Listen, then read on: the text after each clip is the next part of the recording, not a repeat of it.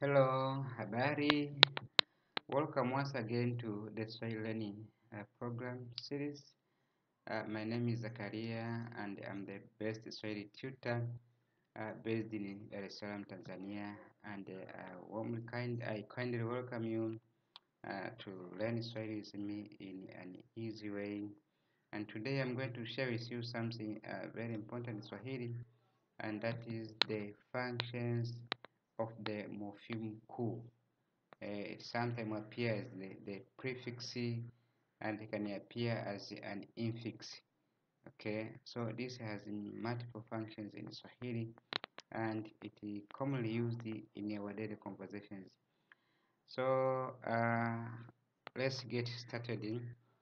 One of the functions of this morpheme ku is you can witness in the negative negative negative past tense. Forming the negative past tense, you can witness easily in forming the negative past tense. For example, if you are having the verb like for example, you can have a positive verb like nilikuja, nilikuja, which means I didn't come. Okay, or maybe alisafiri, someone traveled. Alisafiri, alisafiri, someone traveled. So these are the positive past tense verbs. So if you want to make the negative of this particular verbs, then you are going to form like this: nilikuja, which means I came. Then you're going to say sikuja, sikuja, sikuja.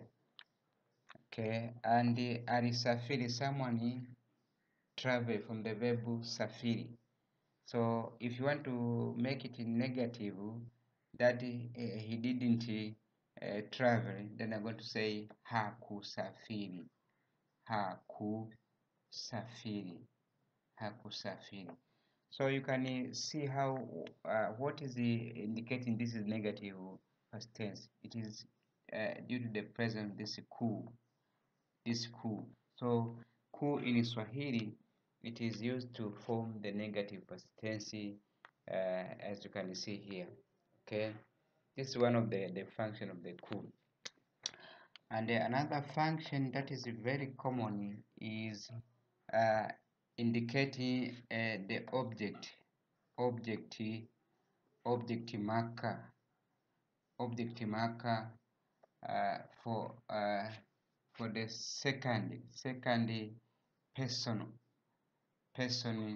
singular.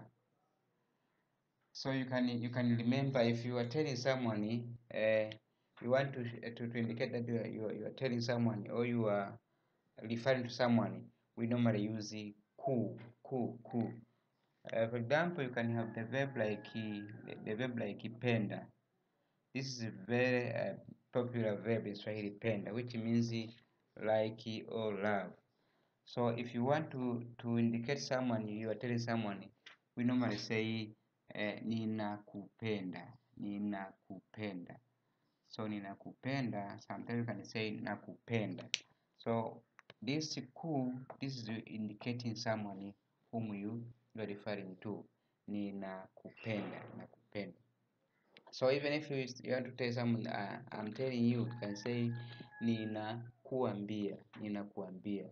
Okay, so due to present this is ku, then this is the object mark. And you can see, if you are telling many people, this ku will change from ku to wa, nina wa. Okay, that's another user function of the ku. Another function of the ku is you can see forming infinitive verb, forming the infinitive verb. Infinitive verb, even in English we have the infinitive verb. For example, pray is a verb, but to pray, that is an infinitive. Okay, dancing, it is a verb, but to dance is an infinitive. The same applies in Swahili. If you have the verb like cheza, which means play, then it's gonna be kucheza. So kucheza, this means to play. Okay, okay. Maybe something like kimbia, which means run. Kimbia, which means run. So to make it infinitive, you say kukimbia, kukimbia, which means to run. So what is making this become infinitive? It is due to the prefix ku, ku, ku, ku. And this is one of the functions, the eighth noun class in Swahili. We have so many noun classes in Swahili, and one of the function is the ku noun class. Okay. Another function which is in line with this is forming the monosyllabic verb. Forming the monosyllabic verb, used in the monosyllabic verb. Forming the monosyllabic verb. Monosyllabic verb. We have monosyllabic verb in Swahili, which are common like we have the verb like la. If this is la, someone cannot understand. But you have the verb like ja. This someone cannot understand easily.